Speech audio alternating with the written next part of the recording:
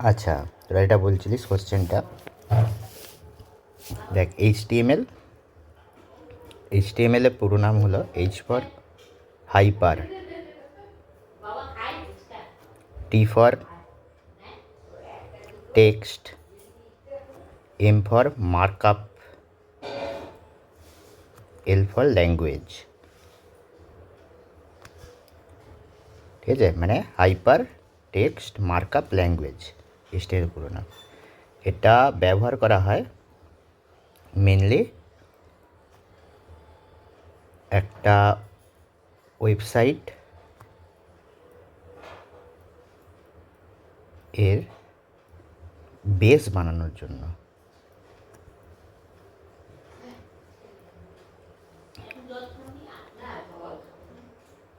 মানে একটা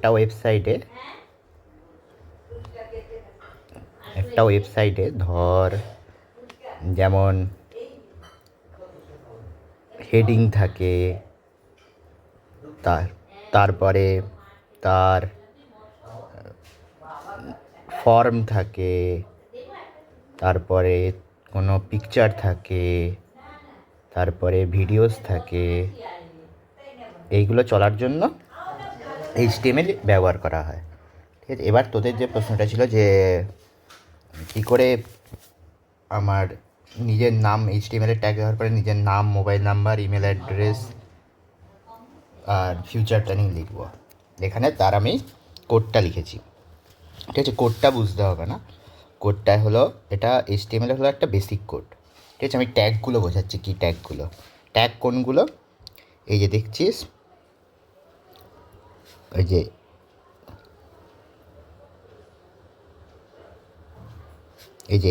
এইগুলো, এই যে এরকম দেওয়া আছে, এইগুলোকে বলে ট্যাগ। ঠিক আছে, এইরকম দেওয়া আছে যেগুলো, এইগুলোকে বলে ট্যাগ।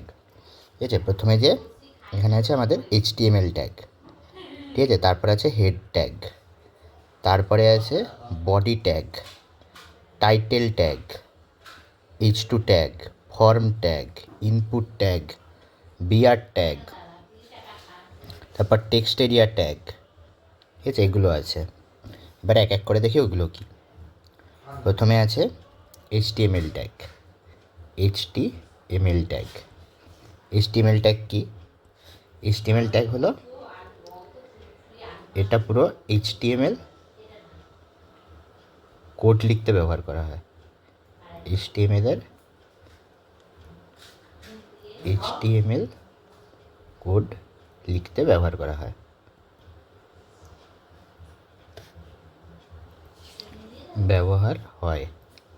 আচ্ছা, নেক্সট হলো আমাদের আছে হেড ট্যাগ। ঠিক আছে, হেড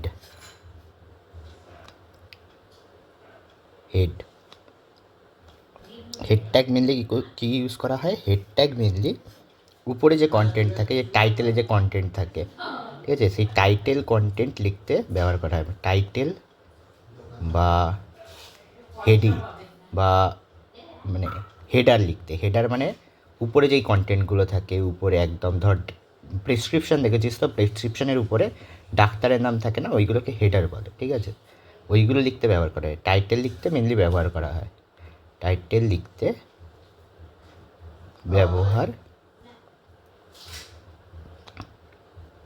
হয়, তেমন টাইটেল ট্যাগও টাইটেল লিখতেই ব্যবহার করা হয়।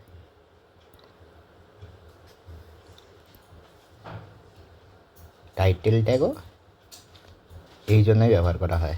ঠিক আছে, আর তোর এরপরে আছে বডি ট্যাগ। বডি ট্যাগটা অ্যাকচুয়াল মেন ট্যাগ। ঠিক আছে, মানে বডি ট্যাগ হলো এইচটিএমএলে মেন যে কন্টেন্ট হয়, ঠিক আছে, মেন কন্টেন্ট লিখতে ব্যবহার করা হয়। মেন কন্টেন্ট জিনিসটা আর কি, মেন কন্টেন্ট মানে তুই ওয়েবসাইটে যা যা দেখাতে চাস, ওয়েবসাইটে ধর কোনো ওয়েবসাইটে তুই দেখাতে চাস যে এই ভিডিওটা, বা একটা ফর্ম দেখাতে চাস, যে ফর্মটা স্টুডেন্টরা ফিল আপ করবে বা কেউ ফিল আপ করবে, বা কোনো লেখা দেখাতে চাস, এই বডি ট্যাগের ভিতরেই তুই সেই লেখাগুলো দেখাতে পারবি, এই বডি ট্যাগের ভিতরেই তুই লেখাগুলো দেখাতে পারবি। এটা হলো বডি ট্যাগের কাজ। আচ্ছা, এরপরে হলো আমাদের কাছে আছে বডি ট্যাগের পরে হলো H2। H2 ট্যাগটা কি? যে H2, এই H2 ট্যাগটা কি? H2 ট্যাগটা হলো হেডার টু এরকম আছে। H1 ট্যাগটাও হয় হেডার টু, দাঁড়া, হেডার টুটা পুরোটা লিখতে হবে, হেডার টু। এই আর H1ও হয়, এটা হলো হেডার ওয়ান। এই H2 H1 হলো তোর এই হেডার মানে হেডিং থাকবে, বুঝতেই পারছিস। কোনো একটা জিনিসের ধর প্যারা করে লিখছিস, তার তো একটা হেডিং দিবি, তো সেই হেডারটা লিখবি। আর 2, 1 এগুলো হলো সব, 2, 1গুলো হলো সাইজ। 1 হলো সবচেয়ে বড়, 1 হলো বড়, 2 হলো তার চেয়ে ছোটো, 1-এর চেয়ে ছোটো, 1-এর চেয়ে ছোটো। এটা হলো H2 ট্যাগের কাজ, ঠিক আছে। এরপরে আছে আমাদের ফর্ম মানে তো বললাম যে কোনো ধর ফর্ম ফিল আপ করাতে চাস, ঠিক আছে, তখন একটা ফর্ম জেনারেট হবে এই ফর্ম ট্যাগের মধ্যে লিখলে, ঠিক আছে। এই ফর্ম ট্যাগের মধ্যে লিখলে ফর্ম জেনারেট হবে। ফর্ম লিখবো, মেনলি ইউজ করা হয় ফর্মের আকারে কিছু লিখতে হলে, ব্যবহার করা হয় ফর্মের আকারে লেখার জন্য।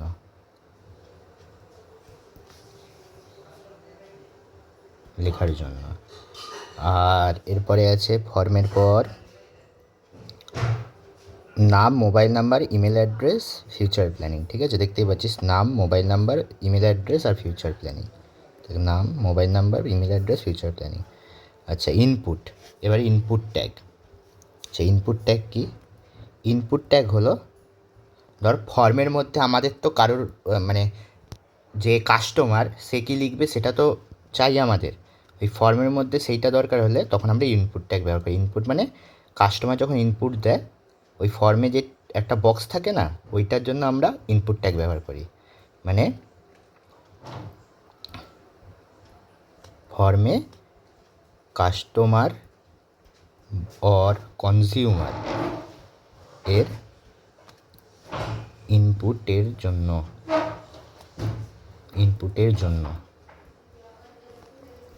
আর এরপরে আছে ফর্মের পর আছে ইনপুটের পর আছে বিআর ট্যাগ। বিআর ট্যাগ, এই বিআর ট্যাগটা কি? বিআর ট্যাগটা হলো ব্রেক লাইনের জন্য। বিআর ট্যাগের একটা জিনিস দেখবি, দাঁড়া ওটা পরে বলছি। বিআর ট্যাগ হলো ব্রেক লাইন মানে ধর একটা লাইন শেষ, তার পরের লাইনে তুই লিখতে চাস, তখন বিআর ট্যাগ ইউজ করতে হয়। মানে প্রথম লাইন শেষ হওয়ার পর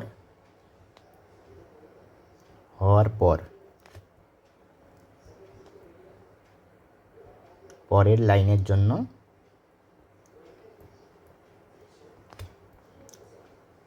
বিআর ট্যাগ ইউজ করতে হয়, ঠিক আছে। BR tag.